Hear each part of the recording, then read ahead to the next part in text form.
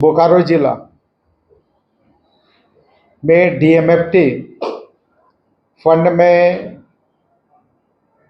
जो वित्तीय अनियमितता बरती गई है, सरकारी राशि की जिस तरह से बंदरमाट की गई है,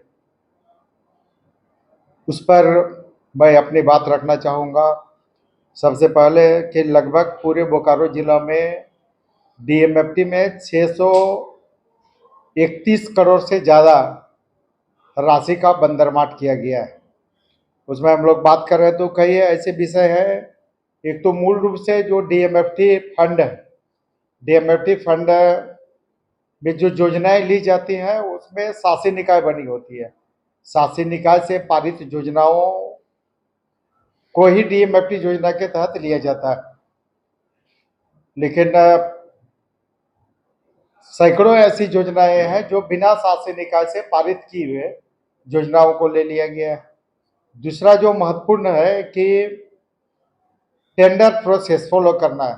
जब हम सरकारी योजना का व्यय करते हैं या सरकारी योजनाओं को जमीन पर उतारते हैं तो उसके लिए झारखंड फाइनेंशियल रूल्स में रूल्स 235 कहता है कि हमको टेंडर प्रोसेस से गुजरना है। अगर हम टेंडर प्रोसेस से नहीं गुजरते हैं तो हम सीधे सीधे मनोनयन के आधार पर किसी एजेंसी को हम लोग काम नहीं दे सकते हैं। बोकारो में कई एजेंसी को मनोनयन के आधार पर बिना टेंडर प्रोसेस फॉलो किए हुए मनोनयन के आधार पर काम दे दिया गया है। जहाँ तक हम मनोनयन की बात करें तो वो किसी डीसी को यह अधिकार नहीं है, सेक्रेटरी तक का अधिकार नहीं, मुख्यमंत्री तो का अधिकार नहीं। ये अधिकार रूल्स 235 झारखंड फाइनेंशियल रूल्स का 235 को शिथिल करने का प्रावधान रूल्स 245 में, और ये अधिकार झारखंड सरकार की सिर्फ कैबिनेट को ही अधिकार है।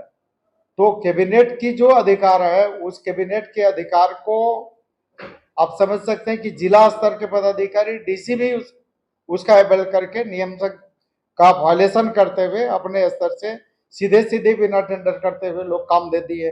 आप देखें कि एक स्कूल की बाला पेंटिंग में खर्च किए गए 4,79,00,000 रुपए।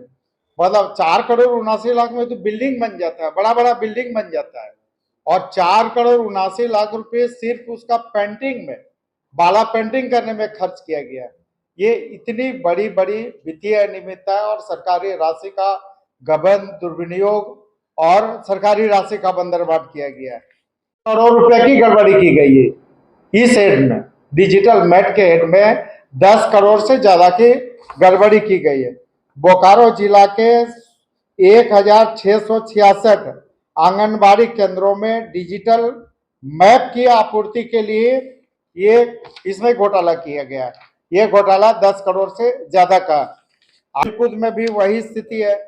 तो इस तरह से आप डीएमएफटी में जिस तरह से वहां पर लूट मचा हुआ, हम लोगों ने इस मामले को लेकर हर मोर्चे पर, ये आपका जिस खेलकूद की बात कर रहे थे, ये खेलकूद के लिए 91 लाख से ज्यादा की तीरंदाजी से संबंधित सामान खरीद के उसको चंदन कियारी सेंटर को दिया जाता है और उस सेंटर से भी उसको गायब कर दिया जाता है।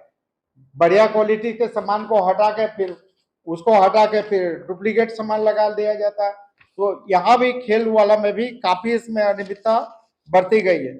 इसके साथ अगर हम लोग बात करें तो पूरे राज्य डीएमएफटी में पूरे राज्य का लगभग यही लूट की स्थिति बनी हुई है। आप देखे होंगे प्रिंसिपल जनरल,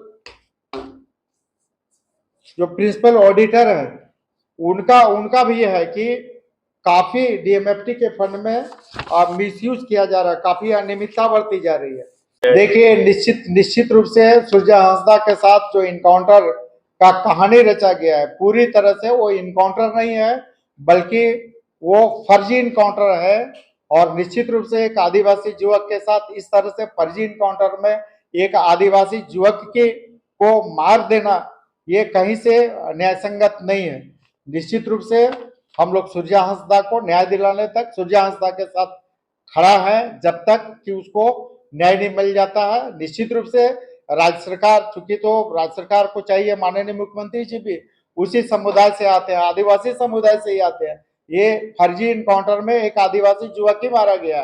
निश्चित रूप से मुख्यमंत्री जी को एकदम आगे बढ़ चढ़ के इस घटना का सीबीआई जांच कराना चाहिए, ताकि दूध का दूध और पानी का पानी हो जाए।